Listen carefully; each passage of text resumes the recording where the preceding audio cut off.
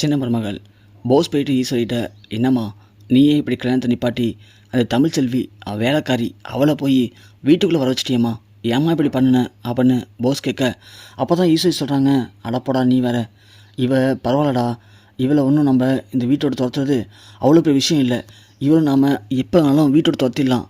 ஆனால் நாம் தாமரைக்கு சேதுவை கல்யாணம் பண்ணி வச்சுருந்தோம்னு வச்சுக்கேன், நமக்கு ஒரு புது எதிரி முளைச்சிருப்பா, அவளால் நாம் ஏகப்பட்ட கஷ்டத்தை அனுபவிச்சிருப்போம், அதனால தான் தடுத்து நிப்பாட்டணும் அப்படின்னு நடந்த எல்லாத்தையும் சொல்கிறாங்க. அப்போ தான் போஸுக்கு புரியுது, ஓ அத்தை இவ்வளோ வேலை பார்த்துச்சாப்போ, அப்போது இந்த கல்யாணத்தை நிப்பாட்டினதில் எந்த தப்புமே இல்லை அப்படின்னு போஸும் சொல்கிறான். அதோட இப்போது சாவித்திரி சாப்டர் நமக்கு க்ளோஸ் ஆகிடுச்சு, இனிமேல் இந்த தமிழ்ச்செல்வி மட்டும்தான், இவளை ஏதாவது ஒரு திட்டத்தை போட்டு இவளை ஈஸியாக நம்ம கதையை முடிச்சிடலாம், அப்புறம் இந்த ராஜாங்க சொத்து எல்லாமே நமக்கு தாண்டா அப்படின்னு இங்கே 3 பேருமே சந்தோஷப்படுறாங்க. இந்த பக்கம் பார்த்தா தமிழ் சேதுவும் ரொம்பவுமே மனசார ஒருத்த புரிஞ்சுக்கிட்டோம், இனிமேல் வாழ்க்கையில் நமக்குள்ளே எந்த பட்சம் வராது, நான் தான் ஒன்று சரியாக புரிஞ்சுக்கல தமிழ், ஆனால் நீ என் மேலே எவ்வளோ நம்பிக்கை வச்சுருந்த, நீ ஒவ்வொரு முறையும் நீங்கள் தப்பு பண்ணியிருக்க மாட்டீங்கன்னு சொல்லும்போது தான் எனக்கே நம்பிக்கை வந்துச்சு, அதுக்கப்புறம் தான் நானும் இதெல்லாம் கண்டுபிடிக்க முடிஞ்சது தமிழ், எல்லாத்துக்கும் காரணம் நீ தான் எனக்கு இந்த அளவுக்கு தைரியத்தை உண்டு பண்ண, உண்மையிலே நீ எனக்கு மனைவியாக கிடச்சதுக்கு நான் ரொம்பவுமே பெருமைப்படுறேன் தமிழ் அப்படின்னு தமிழை கட்டி பிடிச்சி தமிழ்கிட்ட மன்னிப்பு கேட்குறாரு சேது.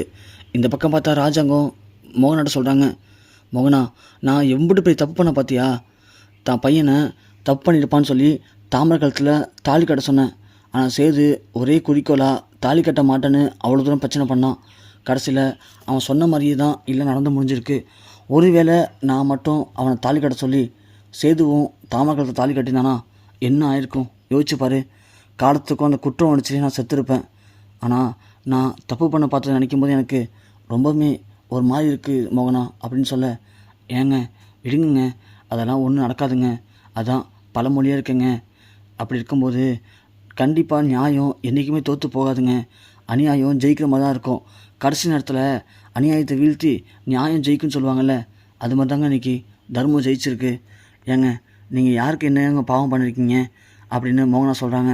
அப்போன்னு பார்த்துக்கிட்டா அப்போ தான் வராங்க.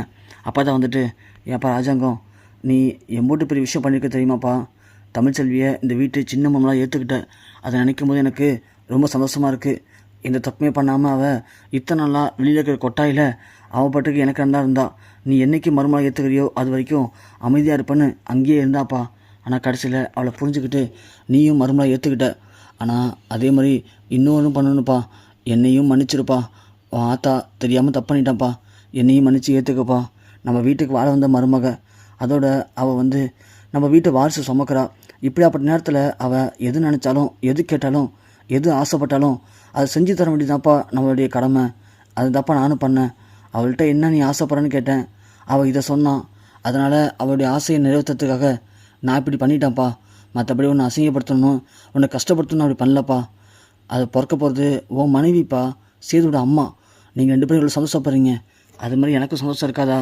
இந்த ஆத்தா தெரியாமல் தப்பு பண்ணிட்டான்ப்பா, அதுக்கு மன்னிப்பே கிடையாதா சேது, என்னை மன்னிச்சிருப்பா, உன் காலெல்லாம் விழுறாப்பா அப்படின்னு அப்பத்தா ராஜாங்கத்துக்கு காலை விழ போகிறாங்க. உடனே ராஜாங்கம், ஆத்தா என்ன பண்ணுற நீனு, எஞ்சி ஆத்தா முதல்ல நீனு, ஏதோ நீ தப்பு பண்ணிட்டா அப்படின்னு உன் மேலே கோவம் இருக்குதான், இல்லைன்னு சொல்ல, அதுக்காக என்ன காரியம் தப்பு பண்ணுற நீனு அப்படின்னு சொல்ல, என்னால் முடியலப்பா ராஜாங்கம், உன்னால் பார்த்து பேசாமல் என்னால் இருக்க முடியலப்பா, டெய்லியுமே ஆத்தா என்ன பண்ணுற, சாப்பிட்டியா, ஏது பண்ணுறேன்னு எப்போ பார்த்தாலும் நீ விசாரிச்சு தானப்பா வெளியிலே போவேன், ஆனால் இப்போது இத்தனை நாளாக ஆத்தாட்ட பேசவே இல்லை, ஆத்தாவை மூஞ்சி கொடுத்து கூட பார்க்கல, அப்படி இருக்கும்போது நான் உயிரோடு என்னப்பா பண்ண போகிறேன், ஒன்று என்னை மன்னிச்சிடு, இல்லையா நான் செத்துறேன்ப்பா அப்படின்னு இங்கே அப்பத்தா பேச, ராஜாங்கவனே கண் கலங்கி, ஆத்தா என்ன வார்த்தா பேசுகிற அப்படின்னு சொல்லி இங்கே மோகனா இருக்கும்போது நம்ம அப்பத்தாவை கட்டி பிடிச்சி அவருடைய மன்னிப்பையும் கொடுக்குறாரு ராஜாங்கம்.